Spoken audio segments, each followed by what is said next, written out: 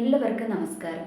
യേശയ്യാപ്രവാചകന്റെ പുസ്തകം 54 അധ്യായം അതിൻ്റെ 10 വാക്യം ഇങ്ങനെയാണ് പറയുന്നത്: പർവ്വതങ്ങൾ മാറിപ്പോകും, കുന്നുകൾ നീങ്ങിപ്പോകും, എങ്കിലും എൻ്റെ ദയ നിന്നെ വിട്ടുമാറുകയില്ല എന്നാണ് അവിടെ പറഞ്ഞു വച്ചിരിക്കുന്നത്. അപ്പോൾ ദൈവത്തിൻ്റെ ദയ എന്ന് പറയുന്നത് എന്താണ്?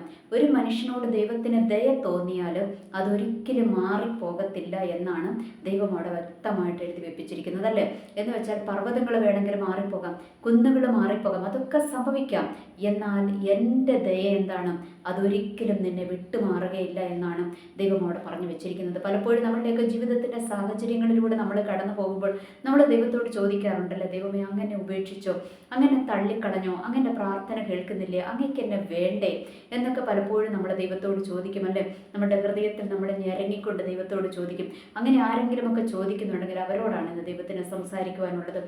പർവ്വതങ്ങൾ മാറിപ്പോയാലും കുന്നുകൾ നീങ്ങിപ്പോയാലും എൻ്റെ ദയ നിന്നെ വിട്ടുമാറുകയില്ല എന്ന് വെച്ചാൽ ആ ദൈവത്തിൻ്റെ ദയ ഒരിക്കലും നമ്മളെ വിട്ടുമാറത്തില്ല. നമ്മൾ വിചാരിക്കും ദൈവം ഉപേക്ഷിച്ചു, ദൈവം നമ്മളെ തള്ളിക്കളഞ്ഞു, അല്ലേ? നമ്മുടെ അബ്രാഹാം പോലും അങ്ങനെയായിരിക്കും ഒരുപക്ഷെ വിചാരിച്ചത്. അതുകൊണ്ടാണ് അബ്രാഹാം എന്താണ് അടുത്തൊരു കുറുക്ക് വഴിയൊക്കെ തേടിയതല്ലേ. ആ കുറുക്ക് വഴിയൊക്കെ തേടിയെങ്കിലും ദൈവത്തിൻ്റെ വാഗ്ദത്തത്തിന് മാറ്റം വരുത്തിയില്ല, അല്ലേ? വാഗ്ദത്ത സന്തതിയെ കൊടുത്തു. അതുപോലെ തന്നെയാണ് ദൈവം നമ്മളോടൊക്കെ വിളിച്ചിറക്കിയപ്പോൾ എന്തെങ്കിലുമൊക്കെ വാഗ്ദത്തങ്ങൾ നമ്മുടെ ജീവിതത്തിൽ തന്നിട്ടുണ്ടല്ലേ. വാഗ്ദത്തങ്ങൾ ലഭിക്കാത്ത ആരുമില്ല. ഇനി വാഗ്ദത്തങ്ങൾ ലഭിച്ചില്ല എന്ന് ആരെങ്കിലും പറയുന്നുണ്ടെങ്കിൽ അതിൻ്റെ അർത്ഥം എന്താണ്? നിങ്ങൾ ബൈബിൾ വായിച്ചിട്ടില്ല എന്നാണ് അതിൻ്റെ അർത്ഥം. വിശുദ്ധ ബൈബിളിനകത്ത് നമ്മൾക്കുള്ള വാഗ്ദത്തങ്ങൾ തന്നെയാണ്. പുതിയ നിയമ ഇസ്രായേലായ നമ്മൾക്കുള്ള വാഗ്ദത്തങ്ങളും അതിനകത്ത് എല്ലാം എഴുതി വെച്ചിട്ടുണ്ട് എന്നുള്ളൊരു യാഥാർത്ഥ്യം നമ്മൾ തിരിച്ചറിയുക. അതുകൊണ്ട് ദൈവത്തിൻ്റെ വാഗ്ദത്തങ്ങൾ മാറിപ്പോകത്തില്ല, ദൈവത്തിൻ്റെ ദയ നമ്മളെ വിട്ടുമാറത്തില്ല, ദൈവത്തിൻ്റെ കരുണ നമ്മളെ വിട്ടുമാറത്തില്ല. ചിലപ്പോൾ നമ്മൾ ദൈവത്തിൽ നിന്ന് അകന്നു പോകുമ്പോൾ നമ്മൾക്ക് തന്നെ തോന്നും, അല്ലേ, നമ്മളാണ് അകലം പാലിക്കുന്നത് എപ്പോഴും ദൈവത്തോട്. ദൈവം നമ്മളോട് അകലം പാലിക്കാറില്ല കേട്ടോ. നമ്മളാ ദൈവത്തോട് അകലം പാലിക്കുന്നത്. എങ്ങനെയാണ് നമ്മൾ അകലം പാലിക്കുന്നത്? നമ്മളുടെ ജീവിതത്തിൽ എന്തെങ്കിലും ശോധനകളുടെ അനുഭവങ്ങൾ കടന്നു വരുമ്പോൾ, അല്ലെങ്കിൽ തീയുടെ അനുഭവങ്ങൾ കടന്നു വരുമ്പോൾ, അല്ലെങ്കിൽ വിശ്വാസം ത്യജിക്കുന്ന ഒരു സിറ്റുവേഷനിലൂടെയൊക്കെ നമ്മൾ കടന്നു പോകുമ്പോൾ നമ്മളാണ് ദൈവത്തിൽ നിന്നും അകന്നകന്നു പോകുന്നത്. അല്ലാതെ ദൈവം ഒരിക്കലും എന്താണ്? ദൈവം മാറിപ്പോകത്തില്ല കേട്ടോ. ദൈവം അതേ സ്ഥാനത്ത് തന്നെ എപ്പോഴും അതേ ദൈവമായിട്ട് തന്നെയുണ്ട്. ആ ദൈവത്തിന് യാതൊരു മാറ്റവുമില്ല. പിന്നെ മാറ്റം ആർക്കാണ്?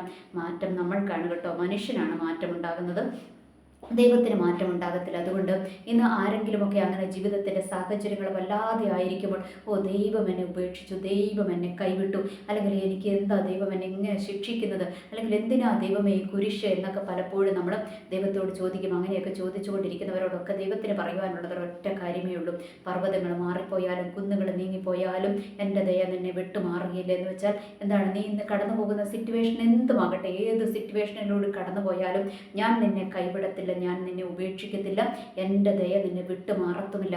ഇനി മറ്റൊരു കാര്യം കൂടെ അവിടെ ഉണ്ട് കേട്ടോ. ഈ ദൈവത്തിൻ്റെ ദയ നമ്മളെ വിട്ടുമാറത്തില്ല എന്ന് പറഞ്ഞാൽ അതിൻ്റെ അർത്ഥം എന്താണ്? ദൈവത്തിൻ്റെ ദയ തോന്നിക്കഴിഞ്ഞാൽ ദൈവത്തിൻ്റെ, അല്ലേ, നമ്മൾ മനുഷ്യരുടെ കാര്യം എടുത്തേ, ഒരു മനുഷ്യന് വേറൊരു മനുഷ്യനോട് ദയ തോന്നിക്കഴിഞ്ഞാൽ എന്താണ്? ഒരു അനുകമ്പ തോന്നിക്കഴിഞ്ഞാൽ എന്താണ്?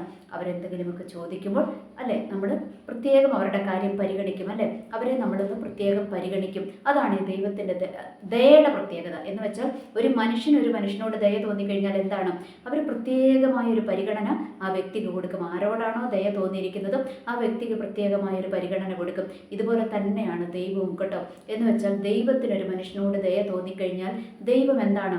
ദൈവം ഒരു പ്രത്യേക പരിഗണന നമ്മൾക്ക് തരും. അപ്പോൾ നമ്മൾ ദൈവത്തോട് ചിലതൊക്കെ ചോദിക്കണം. ദൈവമേ, എന്താ ഇങ്ങനെ? ഞങ്ങളുടെ സിറ്റുവേഷൻ എന്താ ഇങ്ങനെ? ഞാൻ എവിടെ ഒന്ന് കറക്റ്റ് ചെയ്യേണ്ടത് കർത്താവെ, അതൊക്കെ ഒന്ന് പറഞ്ഞു തരണം എന്നൊക്കെ പറഞ്ഞ് നമ്മൾ മനുഷ്യരാണ്. എല്ലാം ഒന്ന് നമ്മൾക്ക് എന്താ പറയുക, ചിലരൊക്കെ പറയും വലിയ വലിയ കാര്യങ്ങളൊക്കെ പറയും, അല്ലേ? പൗലോസിൻ്റെ വിശ്വാസമൊക്കെ പറയും. പൗലോസിൻ്റെ വിശ്വാസമൊക്കെ സത്യമാണ്. പക്ഷെ നമ്മളാരും പൗലോസുമാരല്ല, ആകാൻ പോലും പറ്റുമെന്ന് നമ്മൾക്ക് അറിഞ്ഞുകൂടെ. കാരണം പൗലോസിൻ്റെ വിശ്വാസത്തിൻ്റെ ലെവലൊക്കെ ഒത്തിരി ഉയർന്നതാണ്. നമ്മളൊക്കെ അതിൽ എത്രയോ താന്നാണ് കിടക്കുന്നത്, അല്ലേ?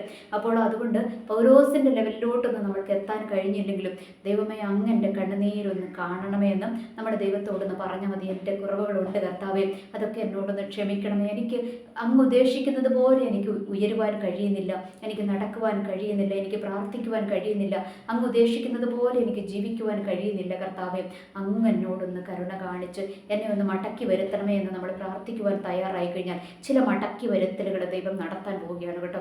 എന്ന് വെച്ചാൽ ദൈവത്തിൽ നിന്നും അകന്ന് എല്ലാം വിട്ട് എവിടെയൊക്കെയോ പോയി മാറിപ്പോയിരിക്കുക. ഒരു വാക്കിൽ പറഞ്ഞാൽ ദൈവത്തോട് പിണങ്ങി മാറിപ്പോയിരിക്കുക. അങ്ങനെയുള്ളവരെയായി ഇന്ന് ദൈവം മടക്കി വരുത്തുവാൻ പോവുകയാണ്. ചിലർ ദൈവത്തിൽ നിന്നും അകന്ന് ഒരുപാട് ദൂരം പോയിരിക്കുക. അവരുടെ ഒരു ജീവിതത്തിൻ്റെ സാഹചര്യങ്ങളിൽ ഇങ്ങനെ കുടുങ്ങി കിടക്കുന്നത് അതുകൊണ്ട് അങ്ങനെ ഒരു സിറ്റുവേഷനിൽ അവരായിരിക്കുന്നതും. അങ്ങനെയുള്ളവരെയൊക്കെ ദൈവം ഒന്ന് മടക്കി വരുത്തുവാൻ പോവുക, ദൈവം ഒന്ന് യഥാസ്ഥാനപ്പെടുത്താൻ പോവുക. നമ്മൾ എന്താ ചെയ്യേണ്ടത്? നമ്മൾ ദൈവത്തോടൊന്ന് അടുക്കുവാൻ തയ്യാറാകണം. നമ്മളൊന്ന് അടുക്കുവാൻ എന്ന് വെച്ചാൽ ഒരു വ്യക്തി നമ്മളുടെ പുറകെ ഇങ്ങനെ വരിക, നമ്മൾ മാറി മാറി മാറി മാറി പോയി കഴിഞ്ഞാൽ എന്താണ്? ആ അടുപ്പം വരത്തില്ല അല്ലേ? ദൂരം മാറിക്കൊണ്ടേയിരിക്കും, ദൂരം ഇങ്ങനെ സംഭവിച്ചുകൊണ്ടേയിരിക്കും. പകരം നമ്മൾ എന്ത് ചെയ്യണം? നമ്മളുടെ നടപ്പ് നിർത്തി നമ്മൾ എന്ത് ചെയ്യണം? നമ്മൾ ദൈവത്തോടൊന്ന് അടുത്തു വരണം. ദൂരോട്ട് മാറിപ്പോകാതെ ദൈവത്തോടൊന്ന് അടുത്തു വരുവാൻ നമ്മളൊന്ന് തയ്യാറായി കഴിഞ്ഞാൽ ദൈവം നമ്മൾക്ക് വേണ്ടി ചിലതൊക്കെ പ്രവർത്തിക്കും കേട്ടോ. ദൈവം നമ്മളെ ഒന്ന് മടക്കി വരുത്തും, ദൈവം നമ്മളെ ഒന്ന് യഥാസ്ഥാനപ്പെടുത്തും. അതിൻ്റെ പിന്നിലത്തെ കാരണം എന്താണ്? ദൈവത്തിൻ്റെ ദയ നമ്മളിൽ നിന്ന് നീങ്ങിപ്പോയിട്ടില്ല, അതൊരിക്കലും മാറിപ്പോകത്തുമില്ല കേട്ടോ. അതുകൊണ്ട് ആരെങ്കിലും ഇന്ന് ദൈവമേ എന്നെ അങ്ങ് ഉപേക്ഷിച്ചോ, എന്നെ കൈവിട്ടോ, എന്നെ തള്ളിക്കളഞ്ഞോ എന്നൊക്കെ പറഞ്ഞ് ദൈവത്തിൽ നിന്നും ആരെങ്കിലുമൊക്കെ അകലം പാലിച്ച് അകന്നു പോയിരിക്കുന്നുണ്ടെങ്കിൽ ദൈവത്തിന് ഒന്നേ പറയാനുള്ളൂ, ദൈവത്തിൻ്റെ ദയ വിട്ടുമാറത്തില്ല. നമ്മളൊന്ന് അടുക്കുവാൻ തയ്യാറായാൽ, ദൈവത്തിനോടൊന്ന് തിരിച്ചു മടങ്ങി വരുവാൻ, ദൈവത്തിൻ്റെ അടുത്തോട്ടൊന്ന് മടങ്ങി വരുവാൻ തയ്യാറായാൽ നമ്മളെ യഥാസ്ഥാനപ്പെടുത്തി നമ്മളോട് കരുണയും ദയയും കാണിക്കുക മാത്രമല്ല, അതിനനുസൃതമായി നമ്മൾക്ക് വേണ്ടി ചെയ്യുന്ന ഒരു ദൈവവുമാണെന്നുള്ളൊരു യാഥാർത്ഥ്യം നമ്മൾ തിരിച്ചറിയുക. എനിവേ, എല്ലാവർക്കും നല്ലൊരു ദിവസം ആശംസിക്കുന്നു. നന്ദി, നമസ്കാരം.